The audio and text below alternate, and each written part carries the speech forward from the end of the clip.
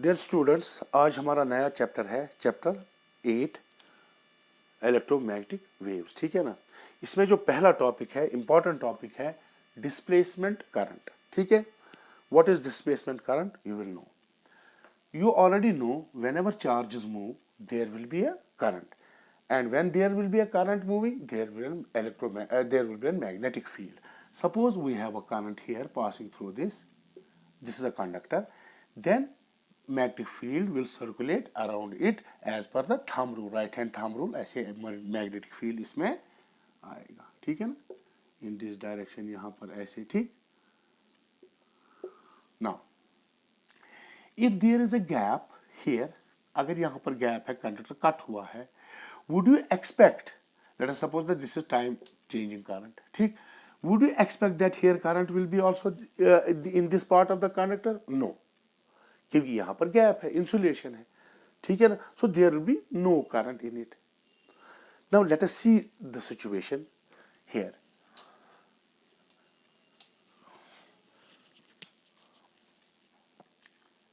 We have a capacitor which is connected to a battery through a key. ठीक है। Now when we connect this, okay, this current which is time dependent passes through this because this is a wire, conducting wire, okay, and charge starts building up here. तो यहां पर charge build up start होगा, यहां negative. now here you will see the current is passing through it, and also if you यहां पर अगर आप एक मीटर लगा दे, गैल्वन मीटर लगाए, एम मीटर लगा दे, तो it will show deflection, that is current is also passing through it. ठीक है। नाउ अभी मैंने जो आपसे कहा कि व्हाट इज कैपेसिटर, कैपेसिटर के बीच में क्या होता है, या तो एयर होता है या कोई डाइलेक्ट्रिक, लेकिन डाइलेक्ट्रिक क्या होता है, इंसुलेटर। तो यहां कटा हुआ है, लेकिन करंट हमें मिल रही है यहां पर। ये कैसे मिल रही है? How this current passes through the insulating medium, although we know that जो आप तक अभी तक आपने पढ़ा है कि there will be no charges flowing in an insulator. Now let us examine how the current exists within this capacitor. वो कौन सी करंट है जो इस कैपेसिटर में, हालांकि यहाँ डिसकंटिन्यूटी है, कैसे इसमें करंट आती है और कौन सी करंट आती है, उस करंट को हम डिस्प्लेसमेंट करंट कहते हैं। ठीक। Let us take a point, 2 points, 1 P and here 1 M. P और M, ठीक है। Now we draw a radius R from this point. Then current is passing through. We'll draw an ampere loop here, whose radius is R. Then what will be current passing through this? What will this? If we apply Ampere's circuital law to this loop, then what will it give? Ampere's circuital law, B dot dl is equal to mu naught IT, है ना। यहां तो current pass हो रही है तो ये होगा, या अगर आप इसको करोगे B इंटू इसका एरिया क्या है 2 पाई R, इसका जो ये सर्कमफ्रेंस है DL, that will 2 pi R। ये हम यहां इस पॉइंट P पे कैलकुलेट कर रहे हैं। अब जरा इसको यहां पर मॉडिफाई कर दें, इस सरफेस को थोड़ा सा मॉडिफाई कर लें। हम इसको ऐसे देंगे,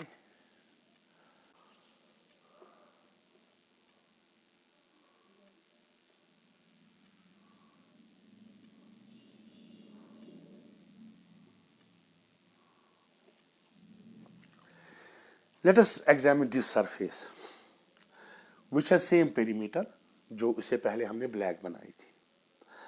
अब इस सरफेस से यहां outside this capacitor current pass हो रही, तो हमने this Biot Savart law, this ampere circuit law लगाया। लेकिन ये जो यहां सरफेस है इसमें there is no current, current कुछ नहीं है, करंट जीरो है। तो यहां जो अगर हम एम्पेयर सर्किट लॉ लगाएंगे तो हमें B dot dl integral B dot dl is equal to 0, यानी इसी सरफेस को, क्योंकि यहां तो करंट जा रहा है लेकिन यहां तो कोई करंट जा रहा है क्योंकि यहां इंसुलेटर है. So this means there is an inconsistency in Ampere's circuital law. How this can be resolved? And this was resolved by Maxwell. Maxwell ने इसको रिजॉल्व किया. ठीक है. अब देखिए, अगर थोड़ा सा इस सरफेस को हम ऐसे बनाएं,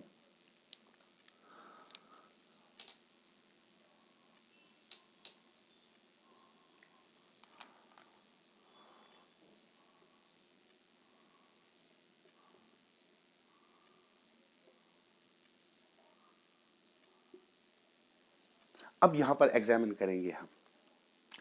जैसे यहां पर चार्ज बिल्ट होता है, ठीक, तो जब चार्ज बिल्ट होगा इलेक्ट्रिक फील्ड भी, क्योंकि सोर्स ऑफ चार्ज आपको पता है E is equal to 1/4 pi epsilon 0 Q by R square.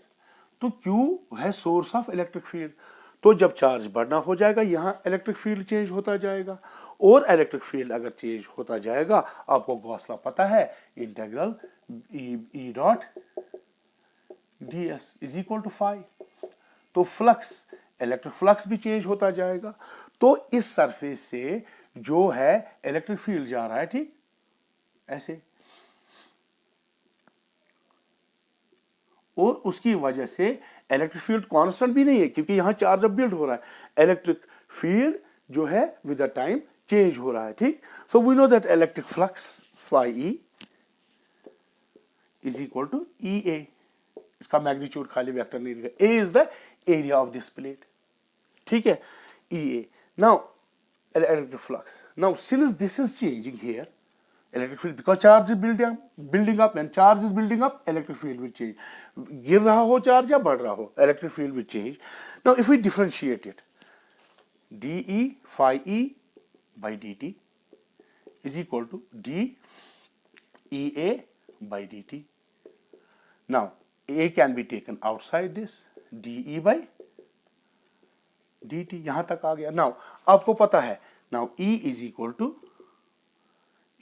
To जो है आपको as per Gauss law rho by epsilon not, ठीक है. तो rho is a charge density, that is also equal to charge Q, but this is time dependent charge क्योंकि बढ़ता रहता है, इसलिए QT हमने लिखा बाई A इंटू एप्सिलॉन. तो जब हम इसमें ये वैल्यू समझ करें Q by T into A epsilon, what will here, क्योंकि A constant है, epsilon 0 is the area of the plate, so epsilon 0 it will come out A divided by A epsilon 0. Integration में क्या रहेगा, dQ by dt divided by dt, ठीक है. now this and this will cancel, so dt, ये यहां पर d phi E dt, so d phi E by dt is equal to 1 by epsilon dq. मैं q अब लिखूंगा, it is understood that it is dependent on t, ठीक है, dt. इसको cross multiply करो तो ये क्या आएगा, इसको मैं यहां लिखता हूं, it will come out to be d phi E epsilon 0 को क्रॉस मल्टीप्लाई किया यहां by dt is equal to dq by dt. तो what is dq by dt?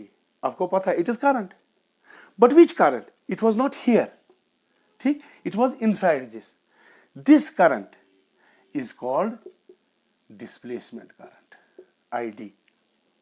This current is called displacement, which exists within this plate due to the changing electric field. We have this current ID, ठीक है ना. Then the Ampere's circuital law gets modified. How this gets modified?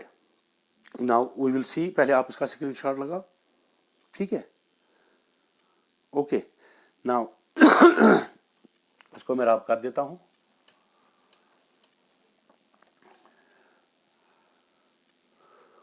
तो ये equation हमारी लिख ली.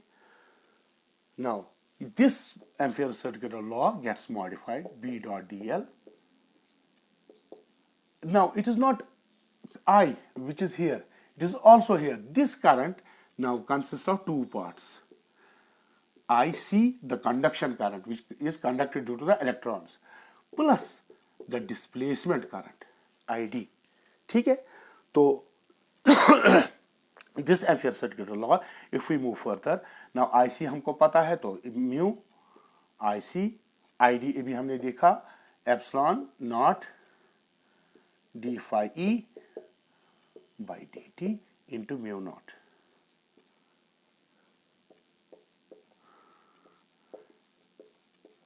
Now this inconsistency in the Ampere circuit law has been solved.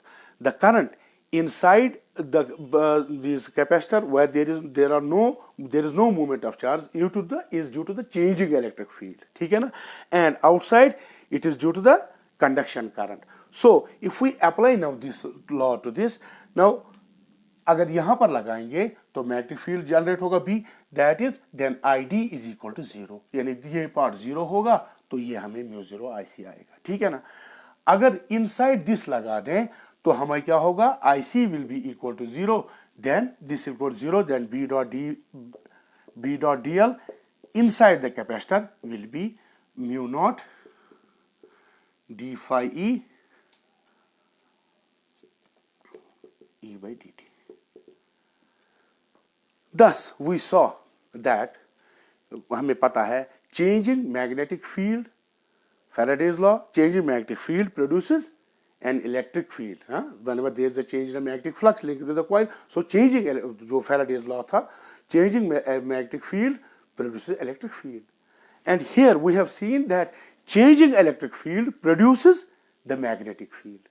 तो अब जो मॉडिफाई होगा, तो अब फैराडेज लॉ क्या कहेगा, the changing electric field produces the magnetic field, while changing magnetic field produces electric field. So this is ये क्या बन गया, आप कंसिस्टेंट. हियर यहां पर भी अप्लाई करेंगे, यहां पर भी वही वैल्यू B का निकलेगा जो यहां पर हमें ये निकला था. ठीक, बात समझ में आई.